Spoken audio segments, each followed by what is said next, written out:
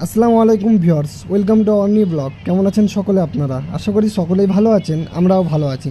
আজকে একটু কাজে কিষানগঞ্জ এসেছিলাম, সে কাজের ফাঁকেই চলে আসলাম ইম্পেরিয়াল বিরিয়ানি।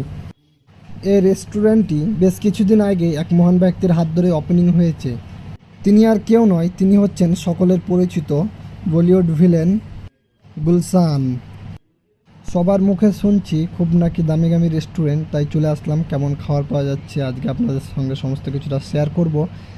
এইদিকে দুইজন আমাদের দেখছে মেনু কি চুজ করা যায়, আর আমরা দুইজন একে অপরে কথা বলছি এবং হাসাহাসি করছি কিছু একটা বিষয় নিয়ে। আমরা যে চিকেনটা অর্ডার করেছিলাম সেটা সেরকমভাবে ফ্রাই করা হয়নি, তাই ততটা পরিমাণে ভালো লাগলো না আর কি। এরপর বিরিয়ানি অর্ডার করলাম।